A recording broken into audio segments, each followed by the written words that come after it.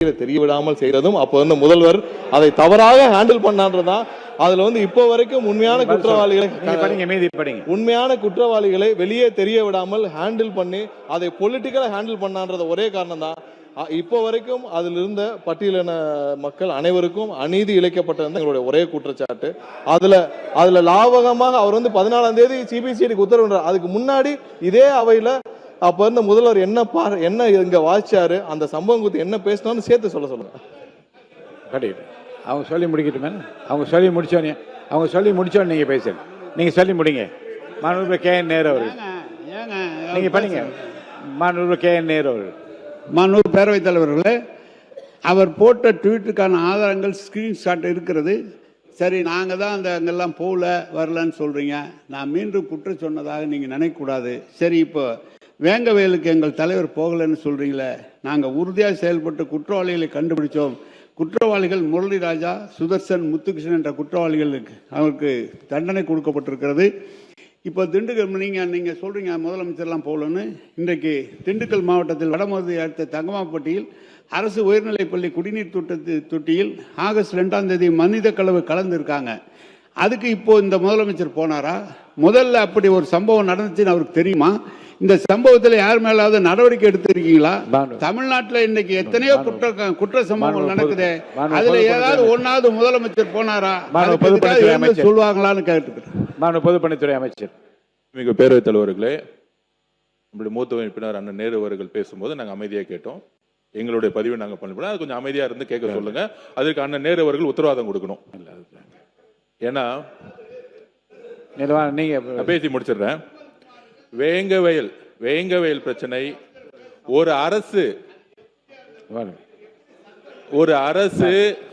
அரசை வழி நடத்தியவர்கள் 5 வருடம். நீங்கள் அரசு என்ன செய்திருந்தா கொஸ்டின் கேட்கணும். ட்விட்டர்ல போட்டாங்க, மெசேஜ் கொடுத்தாங்க, வாட்ஸ்அப் ஃபார்வர்ட் பண்ணாங்கிறதெல்லாம் விட்டுருவோம். அரசுடைய முடிவு என்ன? உங்களுடைய அரசு ஒரு பிரச்சனையை எப்படி எதிர்கொண்டது? அதற்கு நான் பேசுறேன். நீங்க விளக்கம் கொடுத்தீங்கல்ல, நான் விளக்கம் கொடுக்கும் பொழுது அண்ணன் விளக்கம் கொடுத்தாரு. அதுக்கான கேள்விகள் நானும் கேட்கிறேன். பிரச்சனை நடந்ததுக்கும் 2025 அவங்க வந்து முடிவு எடுத்ததுக்கும் எத்தனை வருஷம் கேப் இருக்கும்? நம்பர் 1, இவங்க அந்த 3 பேர் சொன்னாங்களே, அந்த 3 பேருமே பட்டியலின சகோதரர்கள், அதே கிராமத்தில் இருக்கிறவங்க. இதை எதிர்த்து முதல் குரல் கொடுத்தது இவங்க கூட்டணி கட்சியில் இருக்கக்கூடிய விசிக்கு கம்யூனிஸ்ட் தோழர்கள். அவங்க கேட்டது என்ன தெரியுங்களா? சிபிஐ என்கொயரி வேணும்னு கேட்டாங்க. மாநில அரசுடைய காவல்துறை மீது நம்பிக்கை இல்லாமல் கூட்டணி கட்சியா இருக்கக்கூடிய உங்க கூட இருந்த கூட்டணி கட்சிகள் கேட்டது, எங்களுக்கு தமிழக காவல்துறை மீது நம்பிக்கை இல்லை. கிட்டத்தட்ட 2.5 வருஷம் என்கொயரியிலே இருந்து நீ காலம் கடத்துறீங்க, ஆதிக்கவாதிகளுக்கு நீங்க பின்னாடி நிக்கிறீங்க. இது சொன்னது நாங்க கிடையாது, கூட்டணி கட்சிக்குள்ள உங்களோட இருந்தவங்க. அதற்கப்புறம் பொலிட்டிக்கலா இந்த பிரச்சனை வந்தவொடனே அது எப்ப தெரியுமா அந்த நடவடிக்கை எடுத்தாங்க? அம்பேத்கர் புத்தக வெளியீடு விகடன் மூலம் நடத்தப்பட்டது. அதில் அந்த ஸ்டேஜ்ல வேங்கவை மக்களை பார்த்தது எங்களுடைய தலைவர். நோட் பண்ணிக்கோங்க. அதை பார்த்து முடிச்ச உடனே அடுத்த 15ஆம் நாள் இந்த கேஸ் ஃபாஸ்ட் ஆகுது. அதாவது எங்களுக்கு எந்த பிரச்சனையும் இல்ல. மாண்புமிகு முதலமைச்சர் சொல்றேன், இந்த போன ஆட்சியில் எல்லாருக்கும் என்னென்ன ஆக்ஷன் எடுத்திருக்காருன்னு. அண்ணன் ஆம்ஸ்ட்ராங் அண்ணன் படுகொலை செய்யப்பட்டார். அவங்களுடைய ஒய்ஃப் ஒரே கோரிக்கை, சிபிஐ என்கொயரி வேணும்னு. அரசியல் பின்புலம் இருக்கு. ஏன் முன்னாள் அமைச்சர்களே இதுல சம்பந்தப்பட்டிருக்க அம்மா குற்றம் சொல்றாங்க, குற்றம் சுமத்துறாங்க சொன்னேன். நான் சொன்னது குற்றம் சுமத்துறாங்க. யார் மேலயும் நான் பழி சொல்லல, குற்றம் சுமத்துறாங்கன்னு தான் சொன்னேன். நான் யாரையும் அக்யூஸ் பண்ணல. நான் சொன்னது அண்ணன் ஆம்ஸ்ட்ராங் மனைவி குற்றம் சுமத்துனாங்க. அவங்க கோரிக்கை என்ன வச்சாங்க? எங்களுக்கு சிபிஐ என்கொயரி வேணும்னு சொன்னாங்க. ஆனா தமிழக அரசு எப்பொழுதும் சிபிஐ என்கொயரி பக்கம் போல.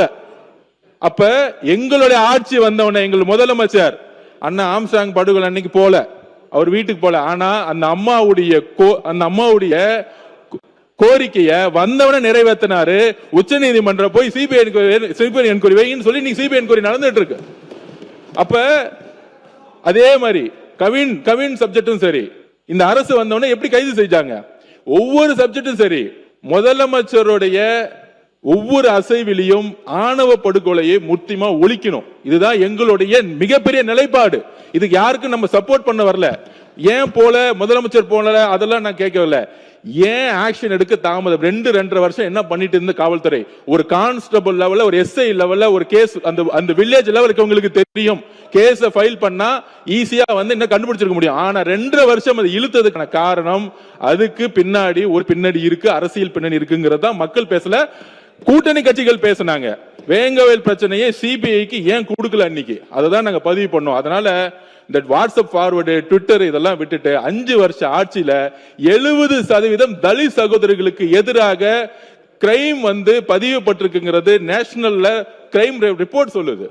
இந்தியாவிலே அதிகமான கிரைம் ரிப்போர்ட் தலித் உங்களுக்கு எதிராக லாஸ்ட் 5 வருஷம். இந்த ஆதாரத்தை நாளை காலையில் உங்கள்கிட்ட கொடுக்குங்கிறத நான் பதிவு பண்றேன். இந்த அரசு, எங்களுடைய முதலமைச்சர் யாராக இருந்தாலும் நேர்மையாக துரிதமாக முடிவு எடுப்பார். இது எந்த சாதிக்கும் சார்பு அரசு கிடையாது, சமத்துவக்கான அரசுங்கிறத நாங்க பதிவு பண்றோம். மாணவ சமூக நீதித்துறை அமைச்சர் முடிச்சிருங்க.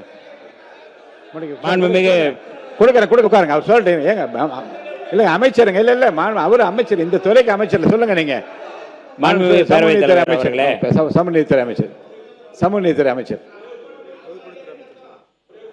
மாணவ பொதுப்பணித்துறை அமைச்சர். அண்ணன் ஆம்ஸ்டாங் படுகொலை சொன்ன உடனே ஏன் சேகர் பாபு அண்ணன் நின்றுச்சு நிக்கிறாருன்னு எனக்கு தெரியல, அது அவருக்கு தான் தெரியும் நினைக்கிறேன். மாண்பு சமூகநீதித்துறை அமைச்சர் சொல்லி முடிச்சிட்டோம். மாண்பு சமூகநீதி நீங்க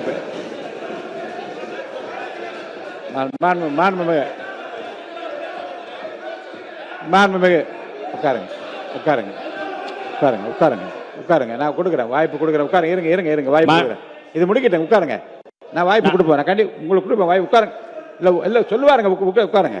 மாண்புமிகு நான் கொடுங்க, உட்காருங்க, உட்காருங்க. மாண்புமிகு இருங்க, பேரவைத் தலைவர் முடிச்சு அவருக்கு முடிக்கட்டும். சொல்லு, அதுதான் உங்களுக்கு கொடுக்க போறாங்க, அடுத்து கொடுக்குறேன் உங்களுக்கு. உட்காருங்க. பொதுப்பணித்துறை அமைச்சர் சொன்ன செய்தியோடு நான் கூடுதல் சில செய்திகளை சொல்ல விரும்புகிறேன். அதாவது மானிய கோரிக்கை விட்டு நான் விலகி எங்கேயோ போய் கொண்டிருக்கிறோம். சுருக்கமா நீங்க குற்றச்சாட்டு சொல்லும் பொழுது இப்ப மரியாதைக்குரிய நம்முடைய சீர்காழி சட்டமன்ற உறுப்பினர் பேசும் பொழுது தென்காசியில் 6 சகோதரர்கள் வெட்டப்பட்டார்கள் என்று சொன்னார். 6 சகோதரர்கள் நெட்டூர் என்கிற கிராமத்தைச் சேர்ந்தவர்கள், அவர்கள் வெட்டப்பட்டார்கள். ஒரு சாதிய வெறியாட்டத்தோடு அது நடத்தப்பட்டது என்று உடனடியாக மாண்புமிகு முதல்வர் அவர்கள் அந்த கிராமத்திற்கு சென்று என்னை அவர்களை சந்திக்க வைத்தார்கள். மருத்துவமனையில் அவர்கள் அனுமதிக்கப்பட்டிருந்தார்கள். நான் சென்று அவர்களை சந்தித்து அரசு சார்பாக நிதியுதவி வழங்கியிருக்கின்றோம். அதை SC/ST ஆக்டின் அடிப்படையில் கொடுக்கப்பட்டிருக்கிறது. எங்கு நடந்தாலும் உடனடியாக சமூக நீதித்துறை சார்பாக நாங்கள் செல்கின்றோம். மாண்புமிகு மூத்த உறுப்பினர் நம்முடைய நேரு அவர்கள் பேசும்பொழுது வேங்கவயல் தொடர்பாக பேசினார்கள்.